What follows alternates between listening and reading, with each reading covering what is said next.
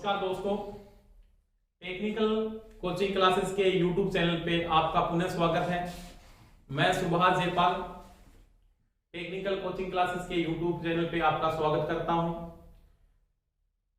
अपने YouTube channel के अंदर पहला टॉपिक पढ़ा था परमाणु व अणु, उसमें आज आपने आगे बात करेंगे। आपने जो इलेक्ट्रिशियन की थ्योरी का ये क्रेश कोर्स स्टार्ट किया है, उसमें आपको टॉपिक वाइज सभी क्लासें उपलब्ध करवाई जाएगी। अपने इस टॉपिक में पढ़ रहे थे परमाणु व अणु के बारे में। किसके बारे में पढ़ रहे थे? परमाणु व अणु, यानी इसके बारे में बात की थी अपने कल कि परमाणु की जो खोज करता था ना, वो डाल्टन था। कौन था? डाल्टन। इसे अपने ये भी पढ़ा था कि मेरे पास एक ये परमाणु है। क्या है? परमाणु। इसका ये क्या होता है जी? ये होता है इसका नाभिक। क्या होता है? नाभिक। जिसे अपने बात की थी, इसकी जो नाभिक की खोज करता था वो था रदरफोर्ड। परमाणु के नाभिक में प्रोटॉन और क्या रहते हैं? न्यूट्रॉन। और वहां पे रदरफोर्ड ने एक बात की थी कि परमाणु का जो नाभिक है ना, क्या है दोस्तों? परमाणु का जो नाभिक है वो रदरफोर्ड के अनुसार एक धनावेश क्या होता है? गोला होता है। यानी नाभिक पे कौन सा चार्ज होता है? तो वो होता है पॉजिटिव चार्ज। पॉजिटिव का मतलब धनात्मक आवेश पाया जाता है। इसमें अपने कल बात की थी कितना आवेश होता है। तो प्रोटॉन पे आवेश सभी को पता है प्लस 1.6 इंटू 10 की पावर माइनस 19 कूलम। न्यूट्रॉन पे आवेश नहीं होता, इसको बोलते आवेश रहित। अब एक सिंपल सी बात की थी इसकी बाह्य कक्षों के अंदर, बाह्य कक्ष के अंदर, इसको अपने बात की थी कक्ष, या पढ़ा था कोश, या ऑर्बिट, या ऊर्जा स्तर। आपको पता है जो इलेक्ट्रॉन की खोज करता था वो था जे थॉमसन। उसके अनुसार इलेक्ट्रॉन का जो आवेश होता है ना, वो होता है माइनस 1.6 इंटू 10 की पावर माइनस 19 कूलम। और आपने पढ़ा था प्रोटॉन, प्रोटॉन का आवेश होता है 1.6 इंटू 10 की पावर माइनस 19 कूलम। और न्यूट्रॉन पे आवेश नहीं होता, यानी ये क्या होता है जी? उदासीन। क्या होता है? उदासीन। अब देखो, प्रोटॉन का चार्ज अगर आप नोट करते हो और इलेक्ट्रॉन का चार्ज आप नोट करते हो, दोनों का चार्ज इक्विवेलेंट में बराबर है, परंतु ये तो पॉजिटिव का है। किसका है? पॉजिटिव है। और ये किसका है? नेगेटिव का। अगर अपने यहां पे एक बात करें अगली बात में कि परमाणु अगर स्वतंत्र है, क्या है परमाणु? स्वतंत्र। अगर कोई भी परमाणु स्वतंत्र होता है तो वो हमेशा ही क्या रहता है? उदासीन। उदासीन का मतलब उसके ऊपर कोई भी चार्ज नहीं होगा। यानी परमाणु अगर स्वतंत्र अवस्था में पाया जाता है तो उसके ऊपर कोई भी चार्ज नहीं होगा, न तो पॉजिटिव होगा और न होगा नेगेटिव। क्यों? प्रोटॉन का चार्ज पॉजिटिव में है, इलेक्ट्रॉन का चार्ज नेगेटिव में है। दोनों का अगर तुल्य चार्ज की बात करें तो आपके पास जो चार्ज की वैल्यू बचती है वो बचती है 0, यानी शून्य। इसके कारण आपका स्वतंत्र परमाणु हमेशा ही क्या रहता है? उदासीन रहता है। क्या रहता है? उदासीन। तो अगले स्टेटमेंट में नॉर्मल सी बात है, परमाणु अगर स्वतंत्र है तो वो हमेशा ही क्या होगा? उदासीन होगा। क्या होगा? उदासीन, जब तक उसके ऊपर बाह्य कोई चार्ज नहीं लगाया जाता। जैसे मैं नॉर्मल सी बात करता हूं, आप ये बात करते हो कि मेरे पास एक क्या है? कोई भी चालक है, ये कंडक्टर है मान लिया। क्या है? कंडक्टर। ये किससे बना है? परमाणु के संयोग से। परमाणु के संयोग से क्या बना है? अणु। अणुओं के संयोग से क्या बना है? पदार्थ। ये परमाणु है। परमाणुओं के संयोग से आपने अणु को बनाया, अणुओं के संयोग से आपके पास पदार्थ बना। मान लिया ये मेरे पास एल्यूमिनियम का पदार्थ है। किसका पदार्थ है दोस्तों? एल्यूमिनियम का। अगर ये स्वतंत्र अवस्था में है तो इसके ऊपर कोई भी चार्ज नहीं है, ना तो इसके ऊपर पॉजिटिव चार्ज है, ना इसके ऊपर नेगेटिव चार्ज है। तो इसके अंदर मैं यहाँ पे करंट को फ्लो नहीं कर पाता जब तक आप इसके ऊपर कोई बाह्य चार्ज आरोपित नहीं करते। तो नोट करना है बात को कि परमाणु का स्वतंत्र अवस्था में कोई ये पूछ लेता अपने को कि परमाणु स्वतंत्र है तो उस पर आवेश होता है, तो आपके उसके ऊपर कोई भी आवेश नहीं होता, वो क्या रहता है? उदासीन रहता है। इसके बाद देखो अगली बात, इसके बाद आपको कोई ये पूछ लेता है कि परमाणु में प्रोटॉन व न्यूट्रॉन, प्रोटॉन व न्यूट्रॉन की संख्या के योग को की संख्या के योग को, यानी आप लिख सकते हो p प्लस n के योग को क्या कहा जाता है? तो p प्लस n के जो योग को कहा जाता है उसको बोलते हैं न्यूक्लियन। क्या कहते हैं? न्यूक्लियन। यानी प्रोटॉन की संख्या और न्यूट्रॉन की संख्या के योग को क्या कहते हो दोस्तों? वो कहते हो न्यूक्लियन। क्या बोलते हो? न्यूक्लियन।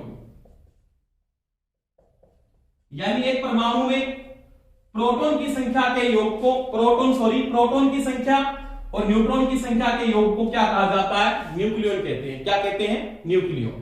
अब देखो इसके बाद अपनी बात करते हैं कि मेरा परमाणु अगर स्वतंत्र है तो वो क्या है? उदासीन है। क्या है? उदासीन।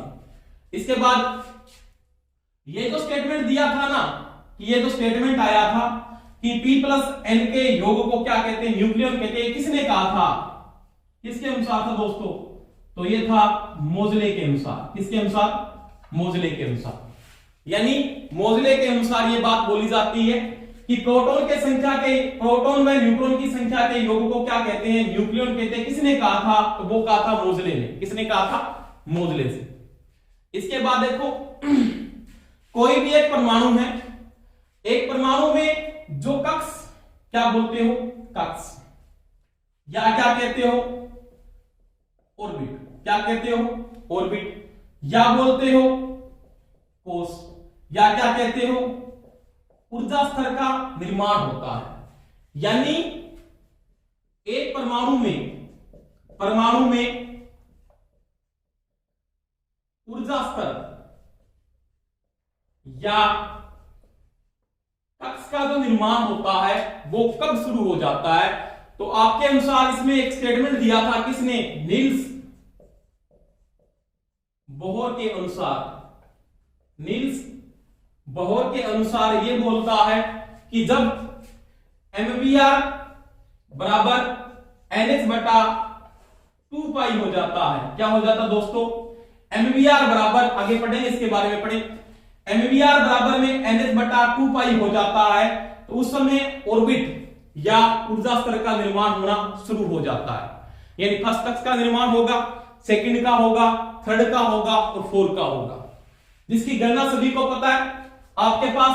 यानी पहले कक्ष में इलेक्ट्रॉन की संख्या कितनी होगी, द्वितीय कक्ष में इलेक्ट्रॉन की संख्या कितनी होगी और तीसरे कक्ष में इलेक्ट्रॉन की संख्या कितनी होगी, तो उसकी जो गणना करते हैं कक्ष में जो इलेक्ट्रॉन आएंगे, कक्ष में इलेक्ट्रॉन की संख्या, यानी जो इलेक्ट्रॉन की संख्या है ना उसकी गणना किसके द्वारा करते हैं? तो वो करते हैं जी 2n स्क्वायर के द्वारा। 2n स्क्वायर के द्वारा। और जैसे कक्षों का नामांकन अपने कैसे शुरू करते हैं? पहले कक्ष का नाम लिखते हैं अपने जी के के बाद l m और इसके बाद आपके पास क्या है? n है मान लीजिए। तो आपका k नंबर कक्ष है तो फर्स्ट कक्ष होगा, l number second, m number third और आपके पास जो n नंबर कक्ष है वो कितने नंबर कक्ष है? 4 नंबर है। तो पहले कक्ष में इलेक्ट्रॉन की संख्या की जब आप गणना करते हो तो नॉर्मल सी बात आप क्या लिखोगे? 2n square. क्या लिखोगे? 2n square. तो पहले में इलेक्ट्रॉन की संख्या आपके पास क्या होगी? 2, यानी 2 × 1 की स्क्वायर इक्वल टू में क्या आएगा? आपके पास मान आएगा 2। तो पहले कक्ष में जो इलेक्ट्रॉन की संख्या आएगी वो कितनी आएगी? आपके पास 2 आएगी। अगर आप दूसरे कक्ष की बात, दूसरा कक्ष कौन सा आपका? l नंबर कक्ष, उसमें क्या होगा? वही 2n स्क्वायर, 2 × 2 की स्क्वायर। तो आप क्या लिखोगे? 2 × 4 इक्वल टू कितना आ जाएगा? 8। यानी सेकंड कक्ष में इलेक्ट्रॉन की संख्या क्या आएगी? आपके पास 8। L में देखते हो आप, L कक्ष में इलेक्ट्रॉन की संख्या कितनी होगी? तो आप क्या, सॉरी N कक्ष में, N कक्ष नंबर कितने हैं आपके पास? 3 नंबर कक्ष है। तो इसमें लिखोगे आप 2 × 3 की स्क्वायर, तो आपके पास कितना मान आ जाएगा जी? 18। यानी इस कक्ष में जो इलेक्ट्रॉन की संख्या होगी वो कितनी होगी? आपके पास 18 होती है। अगर आपको पूछता N में तो आप लिखोगे 2 × 4 की स्क्वायर, कितने आ जाएंगे जी? 32। कितने आ जाएंगे? 32। तो नॉर्मल सी बात है कि यहां पे नील्स बोहर के अनुसार कोई भी कक्ष या ऑर्बिट बनता है उसमें MVR बराबर NH बटा 2 पाई हो जाता है। MVR बराबर NH बटा 2 पाई हो जाता है।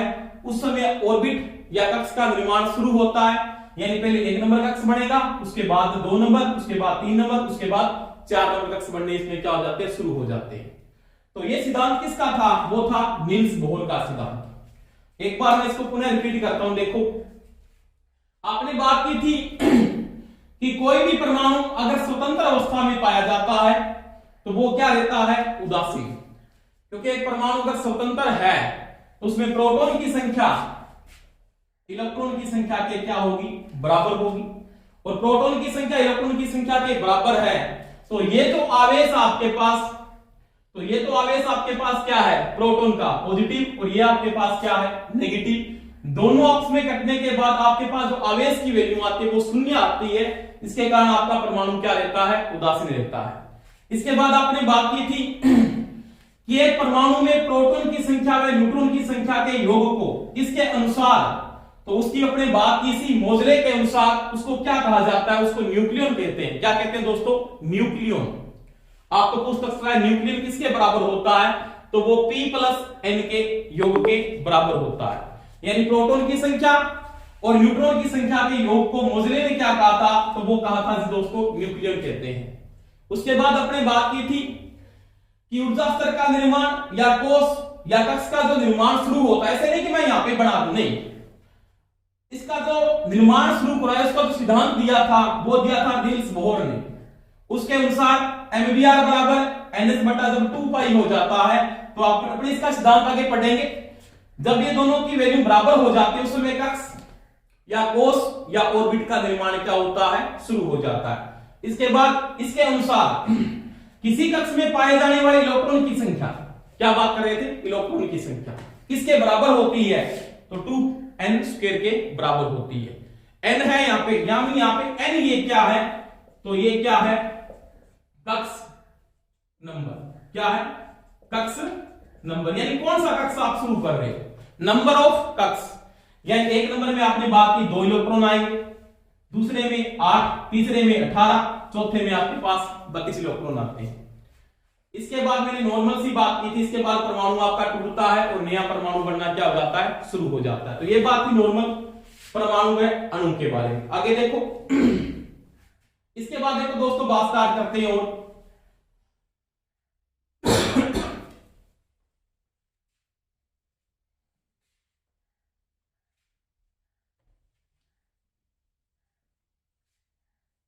देखो इसके बाद बात करेंगे परमाणु भार या परमाणु द्रव्यमान। एक ही बात, वह परमाणु क्रमांक, यानी परमाणु भार व परमाणु क्रमांक के बारे में पढ़ेंगे। परमाणु को दर्शाया कैसे जाता है, जैसे आप परमाणु को कैसे लिखते हो, जैसे ऐसे बना लिया, जैसे हाइड्रोजन का परमाणु मान लिया, हाइड्रोजन ऐसे लिख दूंगा, नाइट्रोजन N लिख दूंगा, यहाँ पे कोई भी परमाणु हो सकता है, ऑक्सीजन मैं यहाँ पे क्या लिख दूंगा, ऑक्सीजन लिख दूंगा। आपने इसको ऐसे भी बना लिया, मान लिया, 2 तरीकों से दर्शाते हैं। पहले आप इसको ऐसे लिख सकते होते A और यहाँ पे लिखा जाता था Z। इससे पहले इसको कैसे लिखते थे, तो A और यहाँ पे क्या लिखा होता था Z। परंतु आजकल इसको यूज नहीं करते। नई साइंस के अंदर अपने किस प्रकार से इसको यूज करते हैं, इस प्रकार से यूज किया जाता है। यानी यहाँ पे A लिखा जाता है और यहाँ पे क्या लिखा जाता है दोस्तों, Z। क्या लिखा जाता है, Z। यानी यहाँ पे तो A आपके पास और यहाँ पे क्या आपके पास Z है। अब देखो ये A क्या है, किसकी बात करेंगे, A में देखो आपके पास A क्या है, तो उसमें मैं बात कर रहा हूं। A आपके पास क्या है, परमाणु, क्या है दोस्तों, परमाणु भार। क्या है, परमाणु भार। यानी एक परमाणु को मैं इसको ऐसे दर्शा रहा हूं, यानी A यहां पे क्या है, तो वो आपके पास है दोस्तों परमाणु भार। क्या है, परमाणु भार। अब सभी को पता है परमाणु भार किसके बराबर होता है, तो परमाणु भार इक्वल टू होता है आपके पास प्रोटॉन की संख्या, किसकी संख्या दोस्तों, प्रोटॉन की संख्या प्लस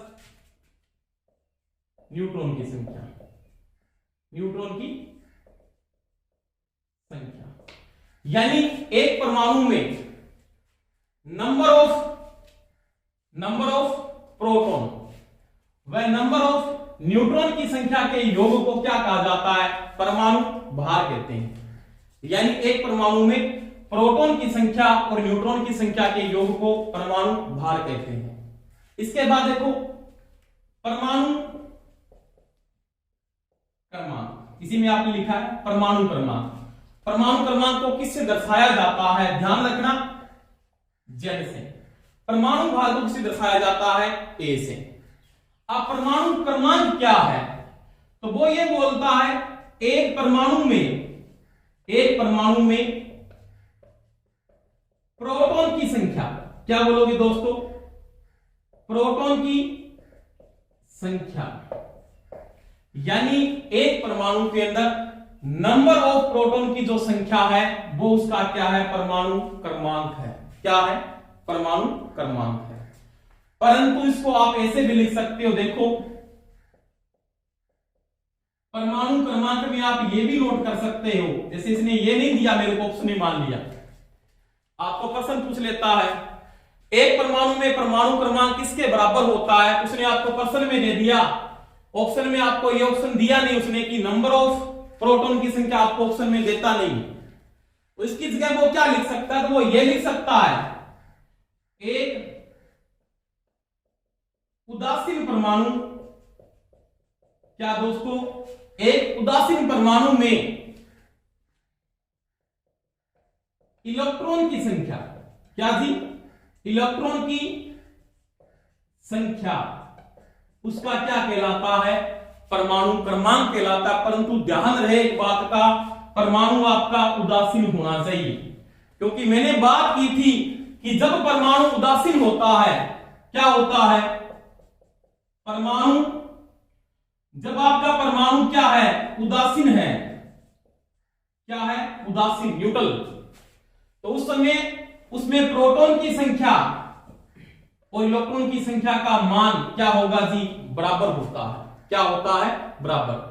परंतु आप ये नहीं लिख सकते कि मेरे पास एक परमाणु पे कोई चार्ज है, यानी परमाणु पॉजिटिव चार्ज के साथ हो सकता है, परमाणु नेगेटिव चार्ज के साथ हो सकता है, तब आप ये नहीं लिख सकते कि उसमें जो इलेक्ट्रॉन की संख्या है वो उसका क्या है? परमाणु क्रमांक है। ये बात आपकी गलत है। आप क्या बोलोगे कि परमाणु क्रमांक में पहला तथ्य आपने क्या पढ़ा कि एक परमाणु में प्रोटॉन की संख्या है ना, वो उसका क्या है? परमाणु क्रमांक है। या एक परमाणु क्या होता है? उदासीन होता है। जब आप क्या लेके चलते हो? इलेक्ट्रॉन को लेके चलते हो ना, तो परमाणु आपका क्या होना चाहिए? उदासीन। जब आपका परमाणु उदासीन है, उस परमाणु में इलेक्ट्रॉन की संख्या आपका क्या होगा? परमाणु क्रमांक होगा। या उदासीन में भी आप ये बोल सकते हो प्रोटॉन की संख्या उसका क्या होगा? परमाणु क्रमांक होगा। यानी परमाणु चाहे चार्ज हो, यानी क्या हो? चाहे तो वो चार्ज हो परमाणु, चाहे आपका क्या हो? डिस्चार्ज हो। यानी परमाणु चाहे तो आवेशित हो और चाहे निरावेशित हो, उस अवस्था में आप ये चार्ज बोल सकते हो कि इसमें प्रोटॉन की संख्या है वो उसका क्या है? परमाणु क्रमांक है। परंतु ये जब लाइन बोलोगे ना, तो उसमें आपको ये लिखना पड़ेगा स्पष्ट कि परमाणु आपका क्या है? उदासीन है, और उदासीन परमाणु में जो इलेक्ट्रॉन की संख्या है वो भी उसका क्या कहलाता है? परमाणु क्रमांक। क्योंकि एक उदासीन परमाणु के अंदर ही प्रोटॉन की संख्या इलेक्ट्रॉन की संख्या के बराबर होता है। प्रोटॉन की संख्या इलेक्ट्रॉन की संख्या के बराबर होता है। अब देखो कि किसी परमाणु पे चार्ज आ रहा है, पॉजिटिव चार्ज आ रहा है या उसके ऊपर नेगेटिव चार्ज आ रहा है, उस अवस्था में आप ये कंडीशन को नोट करके नहीं लिख सकते। यानी आपके पास परमाणु में पॉजिटिव चार्ज है तो आप ये चीज को नहीं लिख सकते, अगर उस पर नेगेटिव चार्ज है तो भी आप इस चीज को नहीं लिख सकते।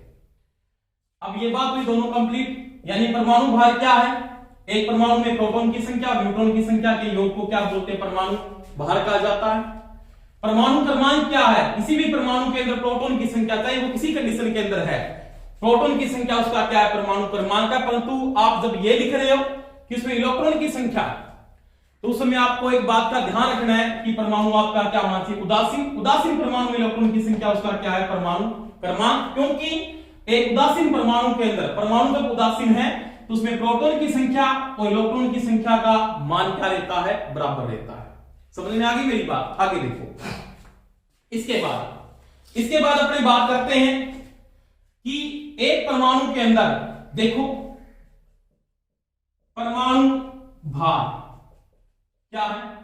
परमाणु भार माइनस आपको कोई बोलता है परमाणु क्रमांक, क्या बोलता है? परमाणु क्रमांक, यानी ये किसके बराबर होगा? तो मैं कहता हूं ये न्यूट्रॉन की संख्या के बराबर होगा।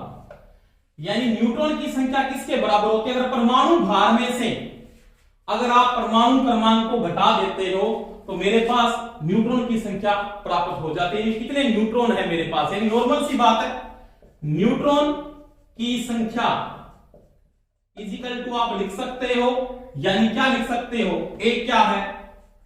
परमाणु भार, ए माइनस क्या लिख सकते हो? जेड। यानी ए किसके बराबर था? तो पढ़ा था आपने, ए किसके बराबर है? P plus N.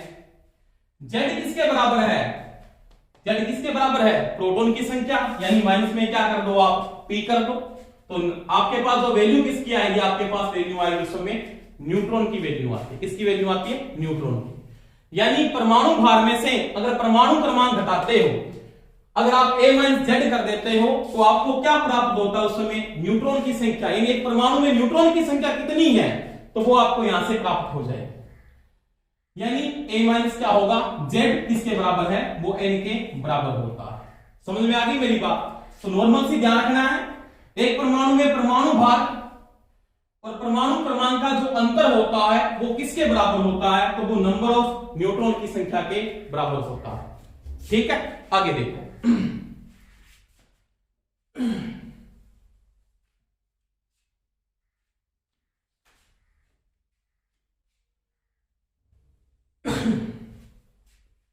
अब मैंने बात की थी,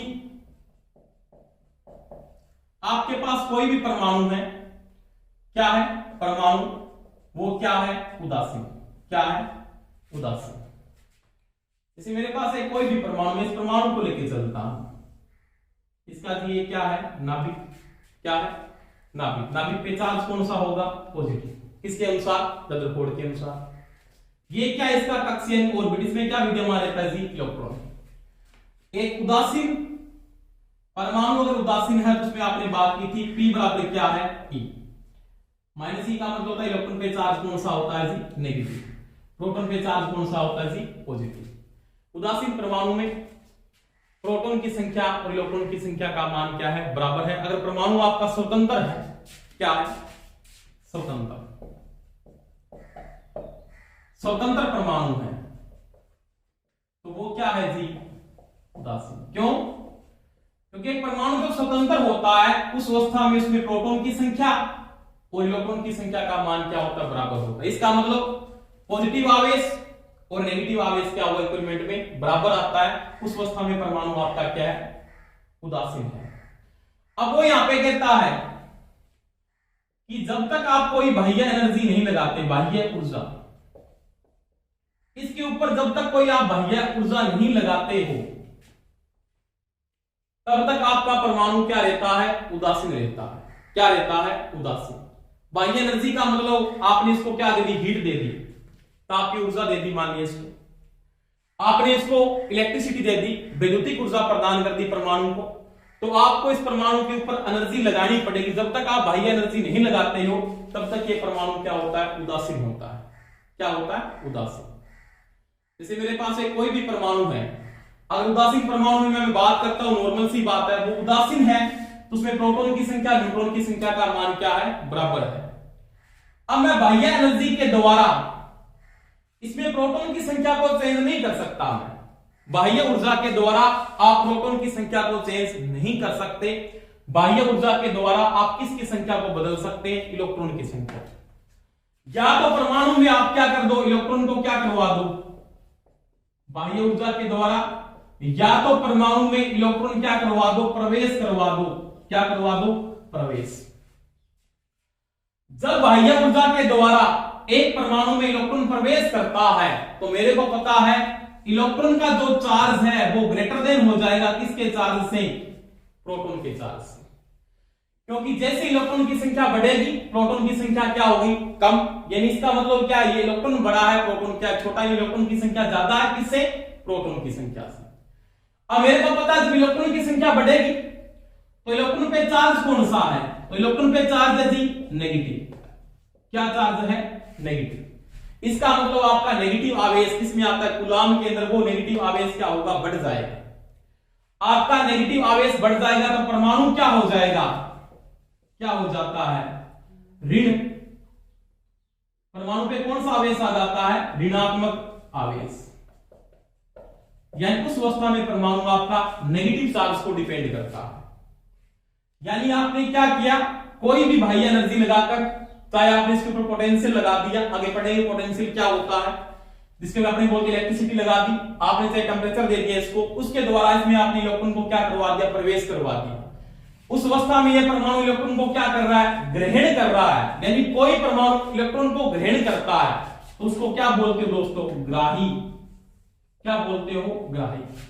ये इलेक्ट्रॉन को ग्रहण कर रहा है, और जब ये इलेक्ट्रॉन को ग्रहण कर रहा है तब क्या हुआ, इसमें इलेक्ट्रॉन की संख्या बढ़ गई, प्रोटॉन की संख्या कम हो गई। इलेक्ट्रॉन की संख्या बढ़ने से इसका आवेश, नेगेटिव जो आवेश है वो क्या हो गया, बढ़ गया। और नेगेटिव आवेश बढ़ने के कारण परमाणु पे कौन सा आवेश आ जाता है, ऋणात्मक आवेश। कौन सा आवेश आ जाता है दोस्तों, ऋणात्मक आवेश। तो उस समय परमाणु पे कौन सा चार्ज होगा, नेगेटिव चार्ज। यानी इसके ऊपर कौन सा आवेश आ जाता है, ऋणात्मक आवेश। अब देखो, एक ये सेम परमाणु है, सेम टू सेम परमाणु, ये परमाणु है मान लिया, इसका नाभिक पे पॉजिटिव चार्ज है, ये प्रोटॉन है, यहाँ पे न्यूट्रॉन भी, और यहाँ पे क्या मान लिया, इलेक्ट्रॉन। अगर आपने बाह्य ऊर्जा के द्वारा, कौन सी एनर्जी, एक्सटर्नल एनर्जी, बाह्य ऊर्जा के द्वारा कोई भी इलेक्ट्रॉन को यहां से क्या निकाल लेते हो जी, बाहर। यानी यहां से कोई भी इलेक्ट्रॉन आपने क्या निकाल दिया, बाहर निकाल दिया। इसका मतलब आपने इलेक्ट्रॉन की संख्या में क्या कर दी है, कमी कर दी है। आपने एनर्जी के द्वारा इस इलेक्ट्रॉन को क्या निकाल दिया, परमाणु से बाहर निकाल दिया। तो क्या हो जाएगा जी, इलेक्ट्रॉन की संख्या लेस देन हो जाएगी किससे, प्रोटॉन की संख्या से। यानी प्रोटॉन की संख्या ज्यादा होगी क्योंकि इलेक्ट्रॉन आपने क्या कर दिया, कम कर दिया। किसके द्वारा, कोई एनर्जी लगा दी आपने, बाह्य एनर्जी, उसके द्वारा इस परमाणु से आपने एक इलेक्ट्रॉन को क्या निकाल दिया जी, बाहर निकाल दिया। तो उसके ऊपर नॉर्मल सी बात है, प्रोटॉन की संख्या तो अपने आप बढ़ जाएगी क्योंकि प्रोटॉन तो फिक्स है, पहले था उतना ही है। परंतु इलेक्ट्रॉन की संख्या में क्या कर दिया आपने, कमी कर दी। और जब इलेक्ट्रॉन की संख्या में कमी होगी तो प्रोटॉन की संख्या क्या होगी, बढ़ गई। और जब प्रोटॉन की संख्या बढ़ जाती है तो प्रोटॉन पे आवेश कौन सा होता है, पॉजिटिव। तो परमाणु कौन सा आवेश को मेंटेन करेगा, धनात्मक आवेश। कौन सा आवेश आ जाता है दोस्तों, धनात्मक आवेश। यानी इसके ऊपर कौन सा चार्ज आ जाएगा, पॉजिटिव चार्ज आ जाएगा। तो वही बात, अगर आप पॉजिटिव चार्ज आ रहा है उस समय आप क्या करें, इलेक्ट्रॉन को बाहर निकाल रहे हो, इसका मतलब ये क्या हो गया उस समय परमाणु, तो ये इस समय क्या होता है जी, दाता। क्या होता है, दे रहा है इलेक्ट्रॉन अपने को, ये दाता है और ये ले रहा है, इसका मतलब क्या है, ग्राही। अपने को सीधा प्रश्न पूछ सकता है वो, कैसे, एक परमाणु, एक स्वतंत्र परमाणु बाह्य एनर्जी के द्वारा कोई इलेक्ट्रॉन को क्या करता है, ग्रहण करता है, तो उसके ऊपर कौन सा चार्ज होगा, तो आप बोलोगे उसके ऊपर कौन सा चार्ज होगा जी, नेगेटिव चार्ज होगा। यानी उसके ऊपर कौन सा आवेश आ जाएगा, ऋणात्मक आवेश। परंतु बाह्य एनर्जी के द्वारा किसी परमाणु से अगर आप इलेक्ट्रॉन क्या कर लेते हो, बाहर निकाल लेते हो, यानी वो क्या करता है, इलेक्ट्रॉन को दाता दे देता है अपने को, तो उस समय उसके ऊपर कौन सा चार्ज आ जाएगा जी, धनात्मक आवेश। क्योंकि उसमें प्रोटॉन की संख्या बढ़ जाएगी और इलेक्ट्रॉन की संख्या क्या हो जाएगी, आपके पास कम हो जाती है। तो ये बात थी किसकी, परमाणु भाग और परमाणु क्रमांक में आपने पढ़ा था कि परमाणु उदासीन है, उदासीन परमाणु में प्रोटॉन की संख्या और इलेक्ट्रॉन की संख्या क्या होती है, बराबर होती है। अब परमाणु पे चार्ज, दो प्रकार के चार्ज आ सकते हैं, नेगेटिव आ सकता है और कौन सा आ सकता है, पॉजिटिव आ सकता है। नेगेटिव में क्या बोलता है कि आप क्या करते हो, उस समय बाह्य एनर्जी के द्वारा इलेक्ट्रॉन को प्रवेश करवा देते हो। कौन सी ऊर्जा, आपको एनर्जी लगानी पड़ेगी, चाहे आप हीटिंग की लगा दो, चाहे आप इलेक्ट्रिकल एनर्जी लगा दो, इसमें आपने इलेक्ट्रॉन को प्रवेश करवा दिया। तो ये क्या कर रहा है, इलेक्ट्रॉन को ग्रहण कर रहा है परमाणु। क्या कर रहा है जी, ग्रहण। ग्रहण का मतलब ग्राही है। और जब इलेक्ट्रॉन को ग्रहण करेगा तो इलेक्ट्रॉन की संख्या बढ़ जाएगी और प्रोटॉन की संख्या क्या हो जाएगी, कम। इलेक्ट्रॉन की संख्या बढ़ने से इसके ऊपर चार्ज कौन सा आ जाएगा, नेगेटिव। उस समय परमाणु क्या हो जाएगा, ऋणात्मक आवेश हो जाएगा। कौन सा हो जाएगा, ऋणात्मक आवेश। जब आप क्या करते हो, बाह्य एनर्जी के द्वारा इलेक्ट्रॉन क्या कर लेते हो, बाहर निकालते हो, यानी ये क्या करता है, परमाणु दाता प्रकार का है। तो उस समय इसके ऊपर सभी को पता है क्या होगा, इलेक्ट्रॉन की संख्या में कमी आ जाएगी और प्रोटॉन की संख्या बढ़ जाएगी। तो प्रोटॉन की संख्या बढ़ती है तो उसके ऊपर आवेश कौन सा आ जाता है दोस्तों, धनात्मक आवेश। तो ये बात थी जी परमाणु और अणु के बारे में। तो अपने पढ़ा परमाणु और अणु के बारे में, जिसमें अपने कई बातें पढ़ी। आपको क्लास अच्छी लगी हो तो इसको सब्सक्राइब करें, लाइक करें, शेयर करें। धन्यवाद।